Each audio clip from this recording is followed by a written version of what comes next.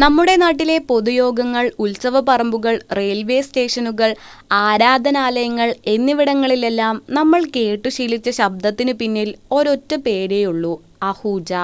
ഒരു വിദേശ കമ്പനിയാണെന്ന് പലരും തെറ്റിദ്ധരിച്ച ഈ ബ്രാൻഡ് തികച്ചും ഒരു ഭാരതീയന്റെ കഴിവും അധ്വാനവും കൊണ്ട് പടുത്തുയർത്തിയ വലിയ സാമ്രാജ്യമാണ്. 1940കളിൽ വെറുമൊരു 20കാരനിൽ നിന്ന് തുടങ്ങി ഇന്നിതാ ലോകരാജ്യങ്ങൾ വരെ വിപ്ലവം സൃഷ്ടിച്ച അഹൂജയുടെ ആവേശകരമായ ആ കഥയറിയാം. ഇന്ത്യക്ക് സ്വാതന്ത്ര്യം ലഭിക്കുന്നതിന് മുൻപ് 1940കളിൽ ഡൽഹിയിൽ സാങ്കേതിക താൽപ്പര്യമുള്ള ഒരു ചെറുപ്പക്കാരനുണ്ടായിരുന്നു: അമർനാഥ് അഹൂജ. ഇന്ന് പാകിസ്ഥാന്റെ ഭാഗമായ സിന്ധ് പ്രവിശ്യയിൽ നിന്ന് വിഭജനത്തിനു മുന്നേ ഡൽഹിയിലേക്ക് കുടിയേറിയതായിരുന്നു അദ്ദേഹത്തിന്റെ കുടുംബം. സ്വാതന്ത്ര്യസമരം കത്തിക്കാളി നിന്ന ആ കാലത്ത് അപൂർവം ചില പൊതുയോഗങ്ങളിൽ ഉച്ചഭാഷിണികൾ പ്രത്യക്ഷപ്പെട്ടു തുടങ്ങിയിരുന്നു.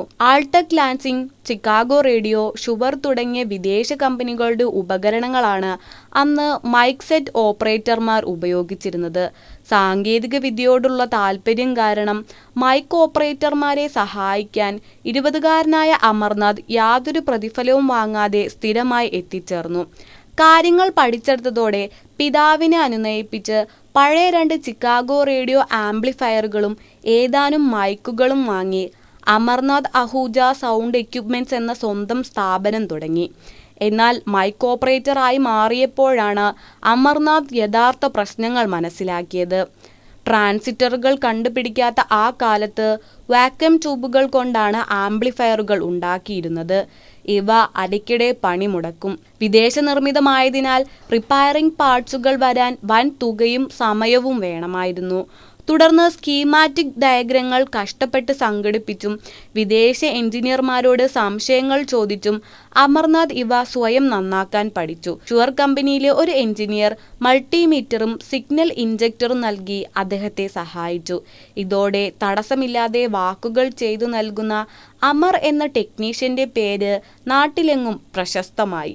കൂടുതൽ ഓർഡറുകൾ വന്നപ്പോൾ പുതിയ ആംപ്ലിഫയർ വാങ്ങുന്നതിനു പകരം സ്വന്തമായി ഒന്ന് ഉണ്ടാക്കാൻ അമർനാഥ് തീരുമാനിച്ചു. ആവശ്യമായ അസംസ്കൃത വസ്തുക്കൾ ബ്രിട്ടനിൽ നിന്ന് വരുത്തി. ഒട്ടേറെ പരാജയങ്ങൾക്ക് ശേഷം 1942ൽ ഇന്ത്യയിലെ ആദ്യത്തെ സ്വദേശി ആംപ്ലിഫയറായ A25 അമർനാഥ് നിർമ്മിച്ചെടുത്തു. 25 വാട്ട് ശേഷിയുള്ള ഇതിന്റെ ഡയലിൽ ASE എന്ന ലോഗോ തിളങ്ങി നിന്നു. കുറഞ്ഞ ചിലവും തദ്ദേശീയ സാഹചര്യങ്ങൾക്ക് അനുയോജ്യമായ ഈടുറ്റ നിർമ്മാണവും കാരണം A25 ഹിറ്റായി. എല്ലാവർക്കും അഹൂജ ആംപ്ലിഫയർ മതി എന്ന അവസ്ഥ വന്നതോടെ മൈക്ക് ഓപ്പറേറ്റിംഗ് നിർത്തി അദ്ദേഹം അഹൂജ റേഡിയോസ് എന്ന കമ്പനി രജിസ്റ്റർ ചെയ്തു. കഠിനമായ തണുപ്പുള്ള കാശ്മീരിലും ചൂടുള്ള രാജസ്ഥാനിലും കനത്ത മഴയുള്ള ചിറാപുഞ്ചിയിലും വിദേശ സെറ്റുകൾ തോറ്റോടിയപ്പോൾ അഹൂജ ആംപ്ലിഫയറുകൾ തടസ്സമില്ലാതെ പ്രവർത്തിച്ചു. 1952 ബർമ്മയിലേക്ക് ആദ്യമായി ഉൽപ്പന്നങ്ങൾ കയറ്റി അയച്ചു. 1958 ഡൽഹിയിലെ ഒക്ലയിൽ 36,000 ചതുരശ്ര അടി വിസ്തീർണമുള്ള ആദ്യ ഫാക്ടറി അന്നത്തെ പ്രധാനമന്ത്രി ജവഹർലാൽ നെഹ്റു ഉദ്ഘാടനം ചെയ്തു. 1973 ജർമ്മനി, UK, ഓസ്ട്രേലിയ തുടങ്ങിയ വികസിത രാജ്യങ്ങളിലേക്ക് ഇവ കയറ്റുമതി ആരംഭിച്ചു. 1985 UL CSA സർട്ടിഫിക്കേഷനുകൾ നേടി അമേരിക്കൻ, കാനഡ വിപണിയിലെത്തുന്ന ആദ്യ ഇന്ത്യൻ ഇലക്ട്രോണിക്സ് ആയി ഈ കമ്പനി മാറി. 1992 പ്രമുഖ ആഗോള ബ്രാൻഡുകൾക്ക് ഉൽപ്പന്നങ്ങൾ നിർമ്മിച്ചു നൽകുന്ന ആദ്യ ഇന്ത്യൻ OEM കമ്പനിയായും മാറി. അഹൂജ കൈവരിച്ച പ്രധാന നാഴികക്കല്ലുകൾ ഏതൊക്കെയാണെന്ന് അറിയാമോ? F1 raise track. ഡൽഹിയിലെ ബൂത്ത് ഇന്റർനാഷണൽ സർക്യൂട്ടിൽ 5.125 കിലോമീറ്റർ നീളമുള്ള ട്രാക്കിൽ കമ്മ്യൂണിക്കേഷൻ സിസ്റ്റം വിജയകരമായി സ്ഥാപിച്ചു. ഇന്ത്യയിൽ ആദ്യമായി മെട്രോകൾക്ക് ആവശ്യമായ ഇന്റലിജന്റ് പേജിംഗ് സിസ്റ്റവും വികസിപ്പിച്ചു. കൊച്ചി മെട്രോകൾ ഉൾപ്പെടെ 16ഓളം മെട്രോകളിൽ ഇന്ന് പ്രവർത്തിക്കുന്നത് അഹൂജയാണ്. 24 കോടി ജനങ്ങൾ എത്തിയ കുംഭമേളയിൽ 56 ചതുരശ്ര കിലോമീറ്റർ സ്ഥലത്ത് 5000-ലധികം ആംപ്ലിഫയറുകളും 25,000 സ്പീക്കറുകളും ഉപയോഗിച്ച് 55 ദിവസം തുടർച്ചയായി ശബ്ദവിന്യാസം നടത്തി ലോക റെക്കോർഡും സൃഷ്ടിച്ചു. ഇന്ന് അഹൂജയുടെ ഉൽപ്പന്ന നിരയിൽ 400-ലധികം ഉൽപ്പന്നങ്ങളുണ്ട്. 2026ഓടെ 86 വർഷത്തെ പ്രവർത്തന പാരമ്പര്യമുള്ള കമ്പനി 126-ലധികം രാജ്യങ്ങൾ സാന്നിധ്യം അറിയിച്ചു കഴിഞ്ഞു. 40 കിലോ തൂക്കമുള്ള LXA 76000 എന്ന ക്ലാസ് എച്ച് കോൺഫിഗറേഷനുള്ള ആംപ്ലിഫയർ ആണ് കമ്പനിയുടെ ഏറ്റവും കരുത്തുറ്റ ഉൽപ്പന്നം. ഇത് 2 ഓം ഇൻഡൻസിൽ ബ്രിഡ്ജ് മോഡലിൽ 76,000 വാട്ട്സ് നൽകുന്നു. ഇന്ത്യൻ റെയിൽവേയുടെ 7083 സ്റ്റേഷനുകളിലും പ്രവർത്തിക്കുന്നത് അഹൂജയുടെ ആംപ്ലിഫയറുകളാണ്. ഒരിക്കൽ ഓൺ ചെയ്താൽ മാസം മുഴുവൻ ഓഫ് ചെയ്യാതെ പ്രവർത്തിക്കാൻ അഹൂജയ്ക്ക് മാത്രമാണ് സാധിക്കുന്നത്.